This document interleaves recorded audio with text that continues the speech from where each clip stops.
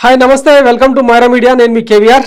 ఆంధ్రప్రదేశ్ ఎన్నికలు దగ్గరకు వస్తున్న కొద్దీ ఇక ఈ పచ్చ మీడియా రోత రాతలు ఈ పచ్చపైత్యం బాగా జడలు విప్పుతోంది. ఈ నేపథ్యంలో జగన్ ప్రభుత్వంపై జగన్పై వ్యక్తిగతంగా విమర్శలు చేసే స్థితిలో చాలా మకిలీ రాతలు వెకిలి రాతలు రాస్తూ ఉన్నాయి ఈ పచ్చ మీడియాను లీడ్ చేసే ఆంధ్రజ్యోతి అండ్ ఈనాడు. నిన్న చూసినాం కదా, అంబేద్కర్ విగ్రహాన్ని తాకే అర్హత జగన్కి ఎక్కడిది అని చెప్పి ఇక పెద్ద ఆర్టికల్ రాసిరు పేజ్ మొత్తం. దాని మీద సోషల్ మీడియాలో పొట్టు తిడుతున్నారు జనాలు. అయినా కూడా వీళ్ళకి సిగ్గు రాదు. ఇవాళ ఆంధ్రజ్యోతిలో ఒక కథనం రాసిండు రామోజీ రాధాకృష్ణ. ఒకసారి అదేంటనేది చూద్దాం. జగన్ కేసుల్లో ఎందుకు జాప్యం, విచారణలో ఆలస్యం ఎందుకు, ఒక్క డిశ్చార్జి పిటిషన్ అయినా పరిష్కరించారా, ఇంత కాలయాపన అయితే ఎలా, సుప్రీంకోర్టు వరుస ప్రశ్నలు, తమకు సంబంధం లేదన్న కేంద్రం, సిబిఐ ఇంకెవరికి ఉంటుందన్న సుప్రీం ప్రశ్న, ఎంపీ రఘురామకృష్ణరాజు పిటిషన్పై విచారణ, బెయిల్ రద్దు, విచారణ ఇతర రాష్ట్రాలకు బదిలీ చేయాలని వినతి, పిటిషన్ కొట్టేయాలన్న జగన్ న్యాయవాది, సొలిసిటర్ జనరల్ది అదే మాట, తిరస్కరించిన సుప్రీం ధర్మాసనం, విచారణ ఏప్రిల్కు వాయిదా. జగన్ అక్రమాస్తులపై కేసులపై విచారణ ఎన్నిసార్లు వాయిదా పడేందుకు కారణం ఏంటి, అసలు ఇంత కాలయాపన ఎందుకు జరుగుతుంది, ఇన్నెలలో కనీసం ఒక్క డిశ్చార్జ్ పిటిషన్ను పరిష్కరించారా అని చెప్పి నిన్న సుప్రీంకోర్టులో ఏదో ఆర్గ్యుమెంట్ జరిగినట్టు ఈయన రాసుకొచ్చిండు. సరే బాగుంది, జగన్ కేసులకు సంబంధించి ఇంత క్యూరియాసిటీ ఓకే అనుకుందాం. ఆ కడుపు ఉబ్బరం కడుపు మంట ఇట్లా పేపర్ల రూపంలో వెలగక్కడం అంతా బాగానే ఉంది. కానీ ఇదే రాతలు చంద్రబాబు స్టేలు తెచ్చుకున్న కేసుల మీద ఎందుకు రాయలేదు? ఒకటి కాదు రెండు కాదు, ఆయన లక్కీ నెంబర్ 23 అన్నట్టు 23 కేసులలో గతంలో స్టేలు తెచ్చుకున్నాడు. 1999లో చంద్రబాబు నాయుడు అక్రమ కేసుల మీద విచారణ జరపాలని వైఎస్తో సహా ఎంతో మంది కోర్టులకు ఎక్కారు. ఆ లిస్ట్ అంతా కూడా ఇప్పుడు చెప్తే పెద్ద ఉపోద్ఘాతం అవుతుంది. చంద్రబాబు అవినీతి అక్రమాలపై ఉమ్మడి ఆంధ్రప్రదేశ్ ముఖ్యమంత్రి వైఎస్ రాజశేఖర రెడ్డి 1998, 99, 2000లో నమోదు చేయగా గవర్నర్ ఆయనను ప్రాసిక్యూట్ చేయడానికి ఒప్పుకోలేదు. గవర్నర్ విచక్షణ ప్రశ్నించలేమని ఆ కేసులను సుప్రీంకోర్టు కేసులను డిస్మిస్ చేసింది. తెలుగుదేశం నాయకుడు ఏ లింగారెడ్డి చెప్పిన దాని ప్రకారం చంద్రబాబుపై 24 కేసులు హౌస్ కమిటీల దర్యాప్తుల్లో ఉన్నాయి. వైఎస్ జగన్ మరో 40 మంది పిటిషన్లు కూడా విచారణకు నోచుకోలేదు. చంద్రబాబుపై సాక్ష్యాధారాలు లేనందువల్ల 4 కేసులను వైఎస్ఆర్ తనంతట తానే విత్డ్రా చేసుకోవాల్సి వచ్చింది.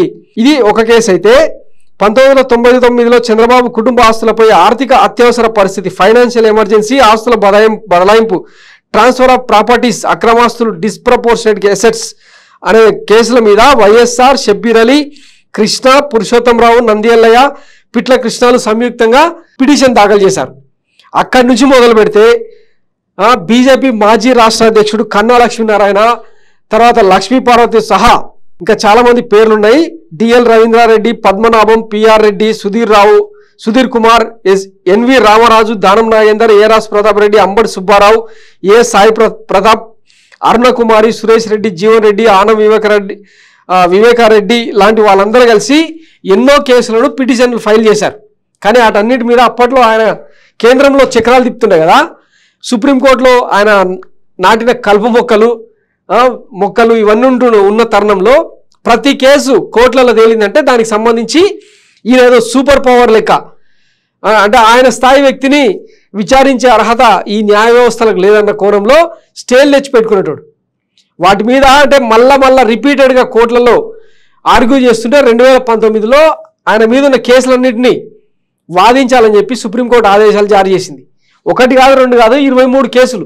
రీసెంట్గా నమోదైన ఆర్ఆర్ఆర్, తర్వాత లిక్కర్ స్కాము, వీటన్నింటిని కలుపుకుంటే ఇంకా చాలా ఎక్కువ ఉన్నాయి.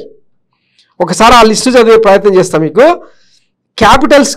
Capital city scam, irrigation department scam, gifts from liquor syndicate, kickbacks in power projects, తర్వాత శాండ్ మాఫియాలో kickbacks, Polavaram project cost escalations, incentives to industries, water and tree scheme, పరిశుభ్రత పచ్చదనం, నీరు మీరు అనేది తీసుకొచ్చాడు దిక్మాల స్కీమ్.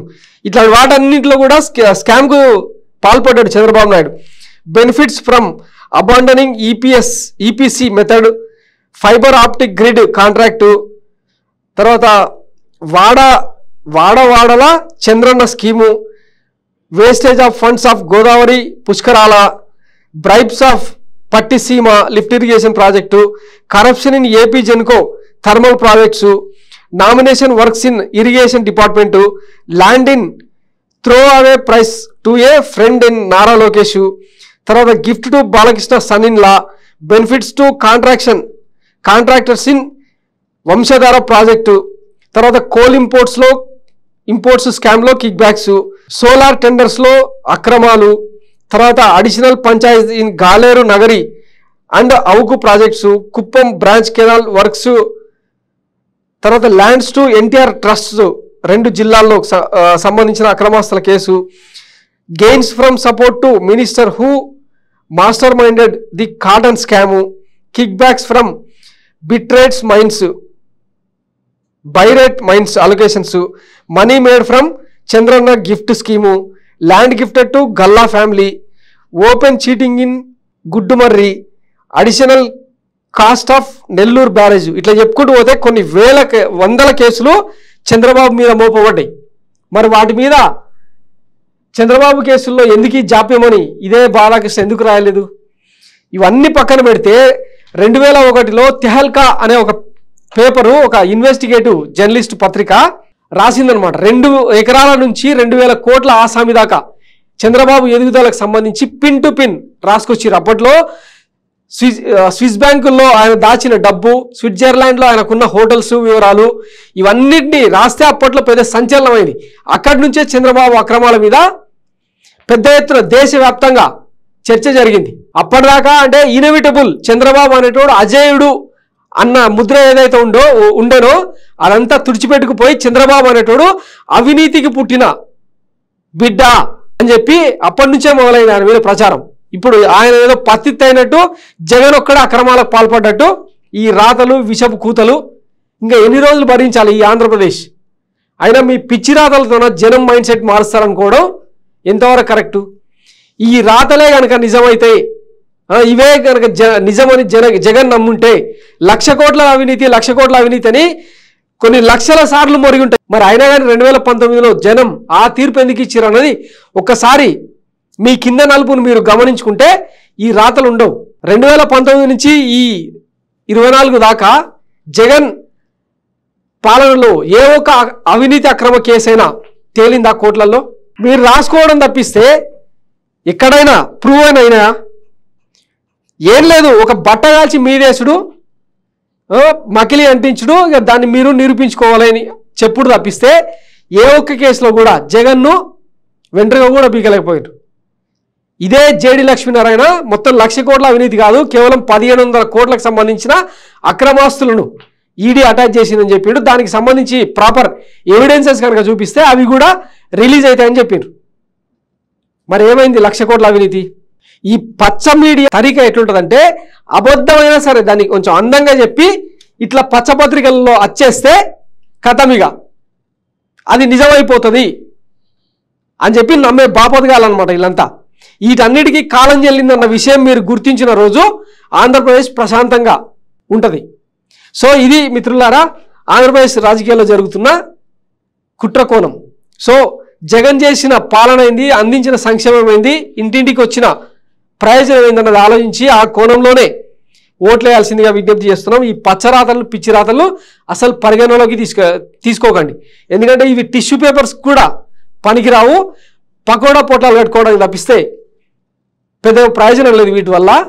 సో వీటికి కొంచెం దూరంగా ఉండాలని చెప్పి విజ్ఞప్తి చేస్తున్నాం. Thanks for watching Myra media. నేను మీ KVR signing off. Thank you.